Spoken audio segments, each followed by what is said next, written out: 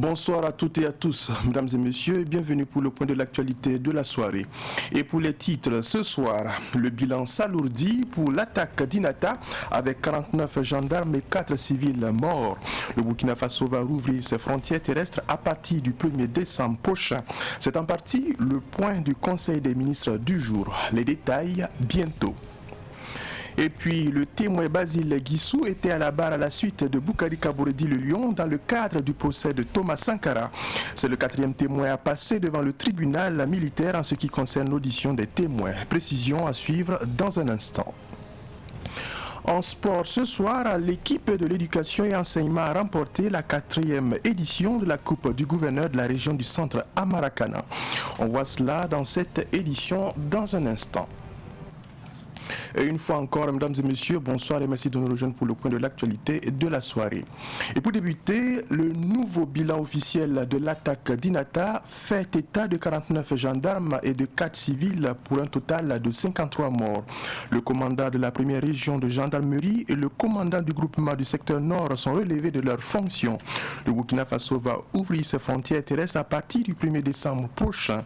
La traversée des frontières est conditionnée par la présentation d'un pass vaccinal et d'un test PCR. L'enrôlement biométrique des électeurs pour les élections municipales du 22 mai 2022 est annulé. Des informations issues du Conseil des ministres de ce jour. Et puis, mesdames et messieurs, à l'issue du Conseil des ministres de ce jour, le chef de l'État, Roch-Marc Christian Kaboré, s'est exprimé au sujet de l'attaque d'Inata. Nous l'écoutons à travers cet extrait. C'est avec beaucoup d'affliction que je prends la parole aux sorties du Conseil au sujet du drame d'Inata. Drame dont l'onde de choc a été importante au niveau des différentes couches sociales de notre pays. Cette situation a amené des réactions diverses que je comprends fort bien. Car il faut le dire, il ne peut pas être normal en ce moment que l'armée, qui doit être la structure la mieux organisée, que dans cette armée nous ayons des dysfonctionnements à un niveau aussi important que les dysfonctionnements concernant la question de l'alimentation, des dysfonctionnements concernant les questions logistiques et autres. Cela est inacceptable et c'est pourquoi je comprends fort bien les différentes réactions de colère qui sont exprimées ça et là. Je voudrais d'ores et déjà dire que les instructions ont été données pour qu'une enquête administrative soit faite sur l'ensemble de cette question. Nous ne devons plus entendre parler des questions d'alimentation dans notre armée. Nous ne devons plus entendre parler des questions de primes dans cette armée. Nous devons mettre nos hommes dans toutes les conditions qui les permettent d'affronter le terrorisme avec l'ensemble du courage qu'il faut et de la détermination.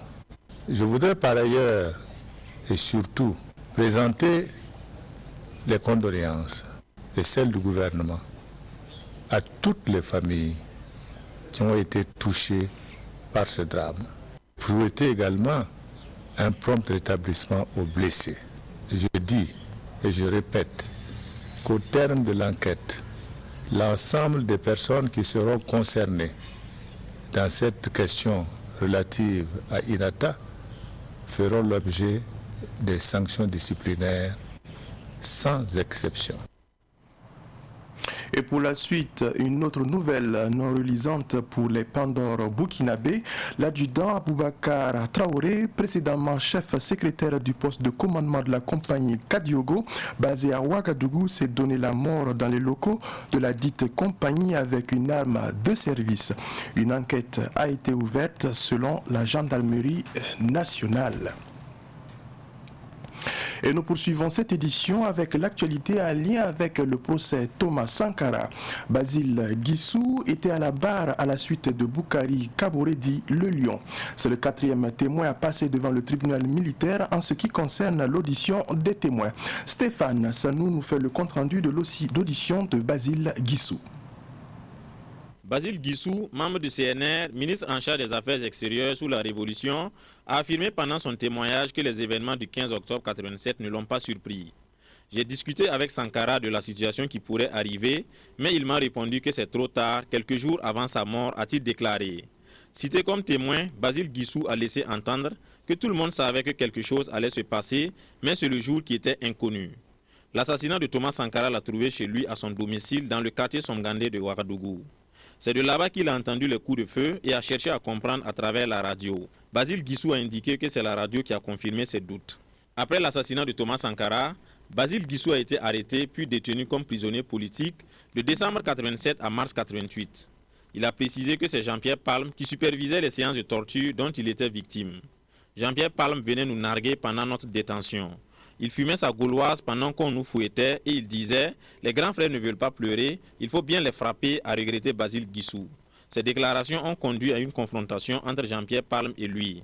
Jean-Pierre Palme s'est défendu en disant qu'il a fait arrêter des gens, mais n'a jamais donné l'ordre de les torturer. « J'ai peut-être fait des choses pas bien, mais je n'ai jamais donné l'ordre de torturer quelqu'un », a-t-il expliqué, en ajoutant que c'est moi qui leur achetais même la cigarette.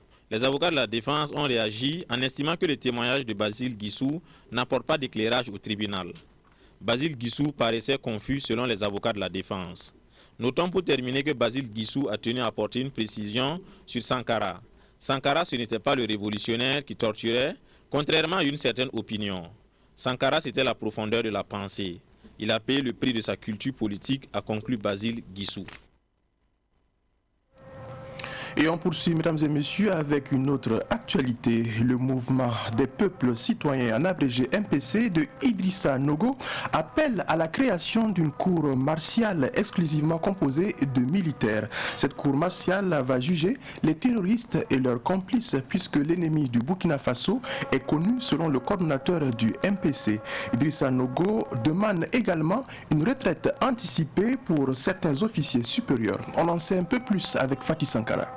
Pour cette énième sortie du mouvement des peuples citoyens MPC sur la situation nationale, le temps est martial pour réclamer une cour martiale de répression du terrorisme. Le président Idrissa Nogo, passionné comme on le sait, a allié discours et gestuels pour convaincre son auditoire. Le gouvernement burkinabé doit sortir de sa frilosité politique. Il y a un tribunal pour juger effectivement les terroristes, pour encore effectivement en rajouter. J'ai parlé du cour martial, à ne pas confondre avec un tribunal d'exception. En temps de guerre, on crée exceptionnellement une cour martiale constituée exclusivement des militaires pour demander à ceux qui nous attaquent là. Pourquoi vous nous faites ça? C'est différent, c'est pas la même chose. En plus de la création de la cour martiale, Idrissa Nogo demande la retraite administrative anticipée des officiers supérieurs de l'armée qu'il présente comme des dangers. Aujourd'hui, nous voyons des officiers supérieurs. J'aurais été à la place de M. Roch-Marc Christian Kaboré, que dès mon premier mandat, je les renverrai eux tous au repos administratif mérité. C'est eux le danger en réalité. Un chef ne meurt pas dans son lit ou sur son lit. Un vrai chef meurt au front. Et de précision et de préférence devant ces éléments et non derrière. Voilà pourquoi j'ai demandé la retraite anticipée. Mais que pense Idrissa Nogo des OSC qui demandent la démission du président Kaboré? Des OSC qui demandent la démission de M. Roch-Marc Christian Kaboré. Mais chacun est dans son rôle. Sommes-nous en droit, oui ou non, de lui demander effectivement de démissionner? Première grande interrogation. Deuxièmement, je me serais senti à l'aise et j'aurais joint ma voix à la leur si effectivement c'était de la malgouvernance. Est-ce que les attaques terroristes vont s'arrêter pour autant? Nous sortons des excrétas pour retourner dans l'évacuateur. L'exemple est autour de nous, hein. Regardez le Mali. Idrissa Nogo insiste et persiste sur la création d'une cour martiale. Pour lui, il n'y a plus de guerre asymétrique imposée au Burkina. Après Bobo Dioulasso, Ouagadougou et Dori hier, aujourd'hui, c'est la population de Kaya, dans la région du centre-nord, qui a marché ce matin pour exiger la démission du président du Faso face à la montée du terrorisme. Ces manifestations posent un problème de leadership, selon Stéphane Sanou, qui nous livre son analyse. Il y a 1000 raisons de marcher, mais le leadership fait défaut. Les raisons se résument essentiellement à la situation sécuritaire délétère avec son lot de conséquences. Il ne se passe plus pratiquement une semaine sans une perte en vie humaine côté forces de défense et de sécurité, côté volontaire pour la défense de la patrie ou encore côté population civile. Ces pertes en vie humaine, tantôt en grand nombre, tantôt en nombre réduit, révoltent la nation, l'ensemble des Burkinabés. À côté de cette situation sécuritaire, il y a la malgouvernance décriée par l'opinion. Le dernier rapport du réseau anticorruption Renlac en dit long. Les malversations financières et le train de vie de l'État assez élevé sont des situations chaque fois dénoncées par les Burkinabés. Donc il y a 1001 raisons de marcher, d'exprimer son mécontentement, sa tristesse et sa désolation. Mais pour réussir une marche, le leadership est capital. Ce leadership manque aujourd'hui au Burkina à cause du discrédit qui frappe la classe politique et même les OSC. Les marches spontanées et désorganisées d'hier à Ouagadougou, Bobo Dioulasso et Dori en sont la preuve. Si ce leadership s'organise, le président Roch-Marc Christian Kaboré risquera de faire face au scénario malien qui a emporté le président Ibrahim Boubacar Keïta. Et puis, mesdames et messieurs, face à la recrudescence du danger, votre chaîne Savane Média va également à la recherche de solutions citoyennes et alternatives au terrorisme. Nous débutons cette série avec le vieux Konomba Traoré, qui est traditionnaliste et administrateur civil à la retraite. Abdoulaye Kinda est allé à sa rencontre. Suivez. Konomba Traoré, administrateur civil à la retraite, est convaincu qu'il faut employer des solutions mystiques pour faire face au terrorisme. En pareille circonstance, il ne faut pas chercher ailleurs la solution qu'au village. Solution traditionnelle. Qui parle de solution traditionnelle parle de solution mystiques.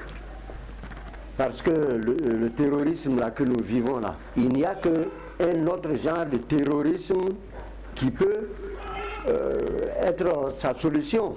Ce terrorisme, c'est le terrorisme mystique aussi. Surtout, vous savez, les religions importées là, plus la colonisation, sont venues tuer nos cultures. On nous a fait abandonner nos fétiches, l'arsenal de guerre, etc., etc. Et puis, nous voilà aujourd'hui confrontés à une crise dont la solution est pourtant dans ces choses-là.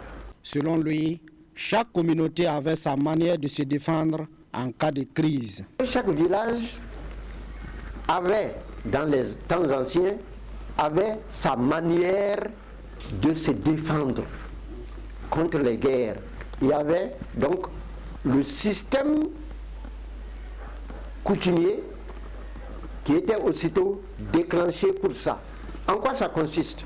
Chaque village a des lieux de culte, non?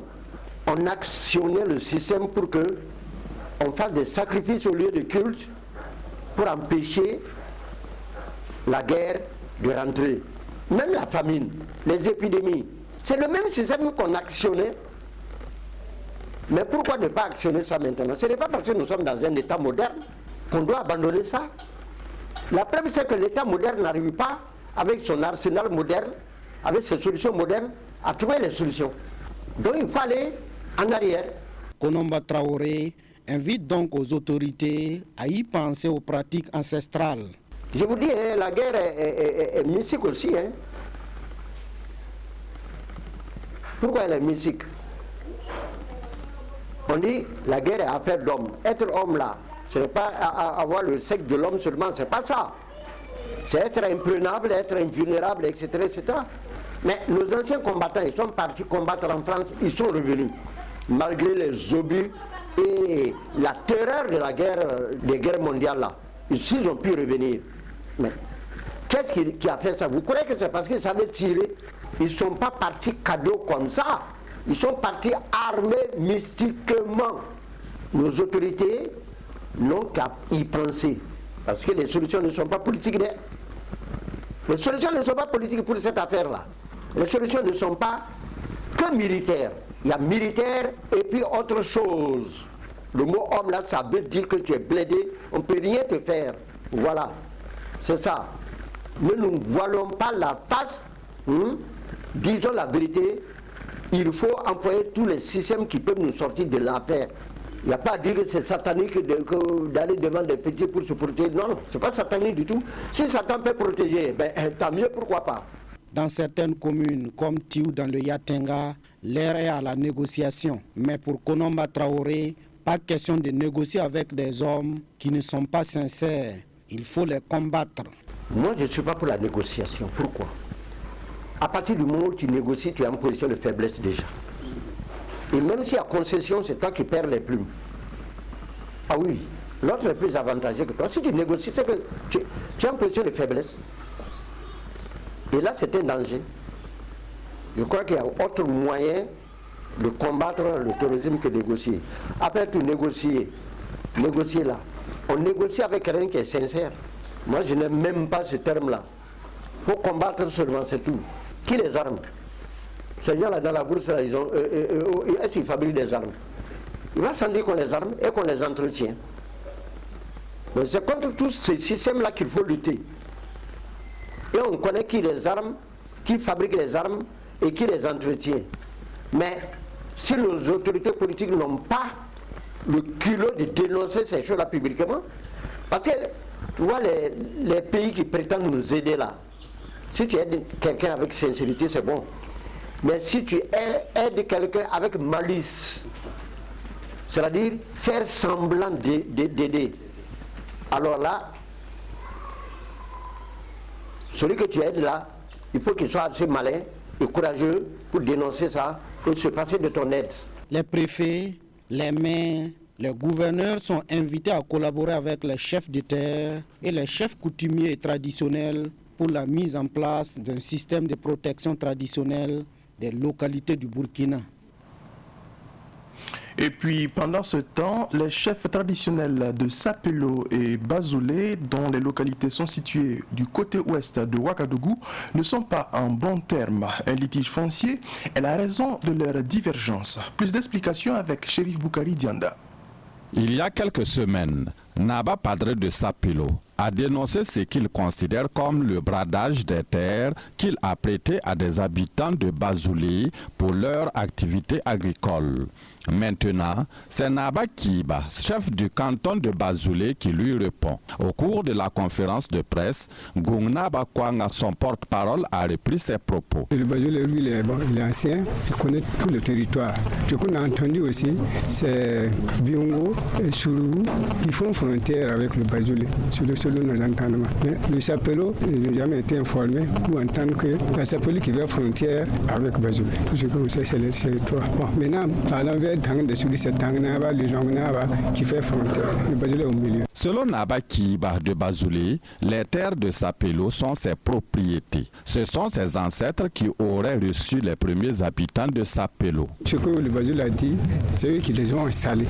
Bon, maintenant, et comme il n'y a pas de frontière, c'est leur champ d'antan. Puisque ce sont des anciens, leurs grands-pères, leurs grands-parents, les ont installés là-bas. Selon toujours Naba Kiba de Bazoulé, la partie dite en Virgo, considérée comme frontière naturelle par le Sapelo Naba, est sa propriété et non un territoire sans propriétaire. Comme le Bazoulé l'a dit, si le territoire ne t'appartient pas, le Virgo là, c'est pas pour toi, puisque c'est au-delà de la frontière. Donc c'est dans la zone de Bazoulé. C'est pour le Bazoulé. Au cas où il n'y aurait pas d'entente sur la situation, Naba Kiba de Bazoulé propose la voie coutumière pour trouver de véritables propriétaires des lieux. Comme il a dit, parce qu'il y a ici une discussion, on peut aller dans la tradition. Quand il a parlé de taper, tam-tam, tourner là. Lui aussi vient de scinder son territoire et vous verrez, quand ils vont taper là, on verra comment ça va se passer. Puisqu'en ce moment, c'est la tradition qui va juger. S'il n'y a pas d'entente, ils vont passer par ça. Celui qui a tort verra ce qui va se passer. À l'issue de l'entretien, le chef du canton de Bazoulé a fait faire un doigt pour la paix au Burkina Faso. Et on poursuit avec tout autre sujet, mesdames et messieurs. Les lampions de la 17e édition de la semaine du numérique à Bobo-Dioulasso dans la région des Hauts-Bassins se sont éteints le week-end écoulé au terme de 5 jours d'activités. Des activités qui visaient la promotion du digital. Les organisateurs se disent satisfaits de l'engouement de l'événement. Retour sur la cérémonie de clôture avec Raymond Salif Zida. La nuit des TIC marque ici la fin de la 17e semaine du numérique. Durant 5 jours, du 9 au 13 novembre 2021, les professionnels du numérique ont rivalisé de créativité. Le moment est donc venu pour célébrer les talents, encourager et stimuler les innovations. C'est un niveau satisfaisant, il y a encore de l'amélioration à faire, mais ce qu'on a déjà est vraiment encourageant et il faut créer les conditions, les cadres nécessaires pour continuer, pour leur offrir tout le potentiel qu'il faut pour peaufiner leur innovation. Mais déjà ce qu'on a est encourageant et il faut bien sûr les accompagner. L'édition 2021 est résolument orientée vers la recherche de solutions concrètes et innovantes dans un contexte de pandémie de Covid-19 s'achève sur une note d'espoir et de satisfaction. La rencontre a abouti à des résultats satisfaisants. Pour la ministre Adia Fatoumata Ouattara Sanon, l'objectif ici est de renforcer ses acquis pour une meilleure capitalisation de bonnes pratiques. Pendant la pandémie, il y a eu un certain nombre de bonnes pratiques que nous avons enregistrées et donc il s'est agi de partager ces bonnes pratiques et nous avons un recueil de bonnes pratiques.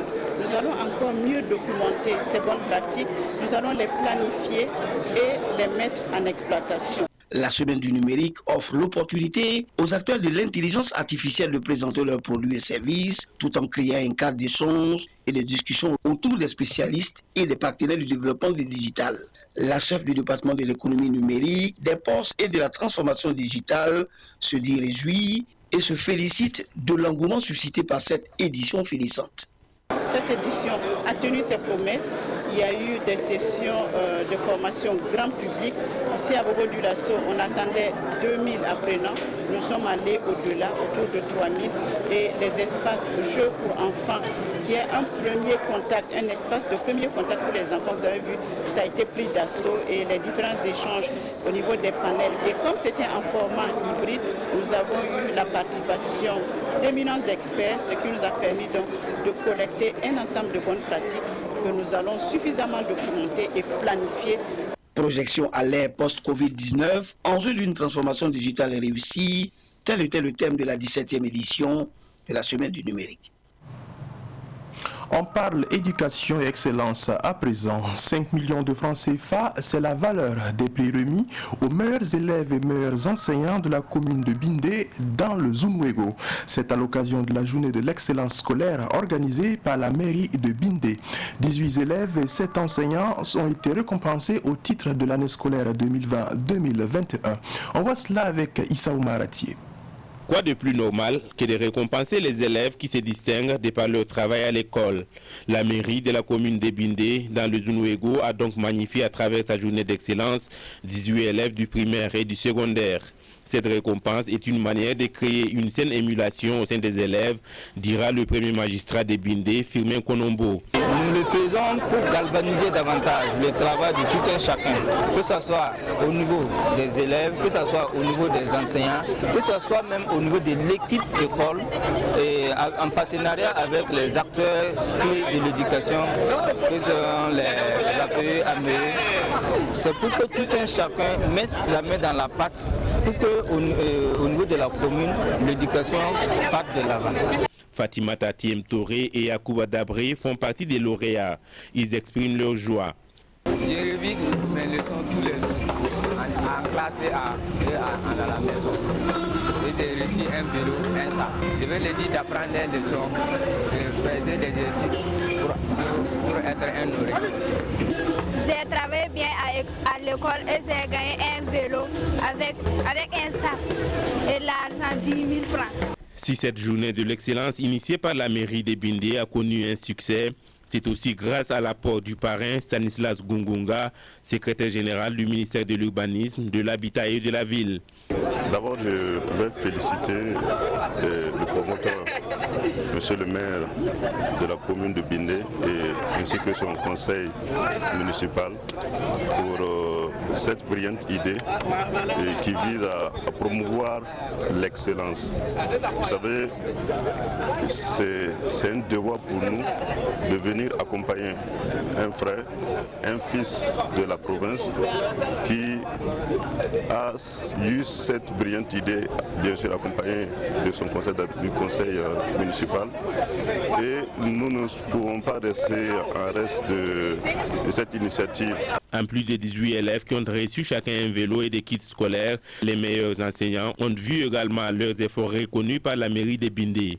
Ils ont reçu des attestations et des ordinateurs et les 2 meilleurs enseignants ont reçu chacun une moto. 14 artistes de la musique chrétienne ont été récompensés pour leur mérite. C'était à l'occasion de la grande nuit de la louange et d'adoration dénommée Hillsomnia Awards. La cérémonie de récompense a eu lieu dimanche dernier au Sénaza. Le film de la cérémonie avec Abdoulaye Kinda. La grande nuit de la louange et de l'adoration dénommée les Hillsomnia Awards, qui est à sa 3e édition, a permis de montrer les talents des artistes qui œuvrent dans la glorification du Seigneur. C'est ainsi qu'ils font du bien au peuple de Dieu. C'est rassembler l'ensemble des chantres évangéliques en une soirée où toute l'église du Burkina Faso leur dit merci, parce que vous savez très bien que le culte chrétien évangélique est ponctué par des chansons tout au long de l'année. Alors c'est une soirée où nous arrêtons pour reconnaître le mérite de ces instrumentistes, de ces chanteurs-là qui accompagnent le culte, qui accompagnent le peuple de Dieu dans la louange et l'adoration. 14 chantres et groupes de chanteurs ont tenu le public en haleine au cours de la soirée et ont reçu des récompenses à l'image de Jacques Sawadogo, membre du groupe Alliance. Je pense que c'est une récompense, une distinction qui vaut son pesant d'or parce que ça permet au groupe de se sentir reconnu. Ça fait du bien et ça donne encore plus de force pour aller de l'avant. Je pense qu'à travers moi, qui suis un des, je dirais pas la nouvelle génération, mais peut-être la seconde vague, un de ceux de la seconde vague, je peux dire que c'est une fierté. Parce que j'ai emboîté le pas de mes aînés et moi aussi je suis un exemple pour ceux qui vont suivre et je pense que le groupe Alliance va continuer parce qu'il y a des groupes qui ont commencé qui n'ont pas pu tenir bon, mais par la grâce de Dieu ce groupe est toujours là et avec une telle récompense on ne peut que faire mieux et aller de l'avant. Donc merci Seigneur, merci à Hillsomnia Awards. Les Hillsomnia Awards comptent travailler pour la relève professionnelle de la musique chrétienne au Burkina Faso. Hillsomnia Awards ont pour ambition d'être la plateforme de promotion de la musique chrétienne évangélique au Burkina Faso, d'accompagner les chantres dans leur ministère, de reconnaître aussi l'œuvre abattue par les pionniers de la musique chrétienne au Burkina Faso et de susciter aussi une relève professionnelle qualifiée pour aussi pérenniser cette œuvre-là de louange et d'adoration au sein de nos assemblées. Les différents artistes de la musique chrétienne venus de presque toutes les régions ont sympathisé à la gloire du Seigneur. Le rendez-vous est pris l'année prochaine.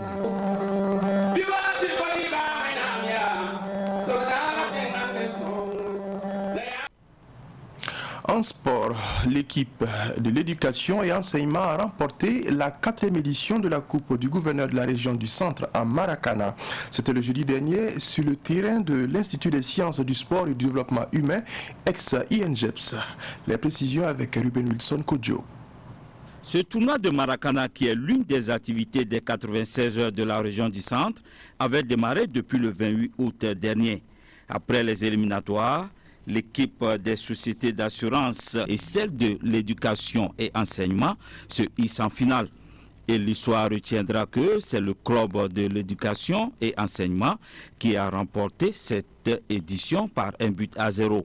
Valorisation du vivre ensemble, un moyen efficace de prévention des conflits et de l'insécurité dans la région du Centre est le thème de ces 96 heures de la région du Centre. Facteur de mobilisation et ce thème justement la présente édition, nous avons pensé que nous pouvons passer par ce sport pour sensibiliser massivement la population de la région du centre pour une valorisation de vivre ensemble afin de prévenir les conflits et davantage renforcer la paix et la cohésion sociale dans la région du centre. Dabakini, membre du comité national olympique et des sports burkinabé, a représenté son président parrain de cette édition à cette finale. Là où il y a du sport, le comité national olympique et des sports burkinabé est obligé d'y être.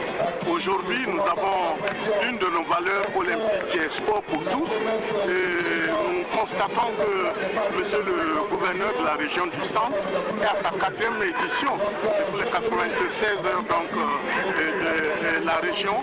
Et je pense que le sport occupe en tout cas une place de choix. Ces 96 heures de la région du centre entrent en droite ligne avec le programme du ministère des Sports et des Loisirs. Herman Zengim Yabré, secrétaire général du ministère des Sports et des Loisirs, a représenté le premier responsable du sport burkinabé à cette finale. Il félicite donc le promoteur pour l'initiative. Je voudrais féliciter monsieur le gouverneur de la région du centre pour cette belle initiative, offrir aux travailleurs de cette belle région un cadre d'expression, un cadre pour permettre aux travailleurs de fraterniser, de nouer des relations d'amitié et de camaraderie pour dynamiser le bon vivre ensemble.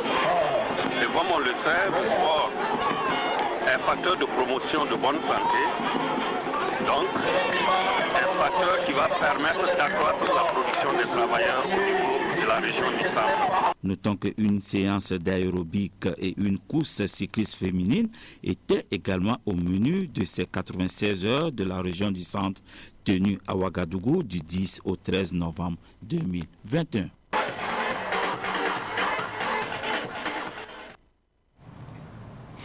Mesdames et messieurs, notre pensée ce soir va à l'endroit des familles qui ont été endeuillées par l'attaque d'Inata. Compassion, courage et foi à vous. Merci à vous qui avez pris le soin de nous suivre. C'est ici que prend fin l'actualité de la soirée. Très bonne suite en compagnie de nos programmes.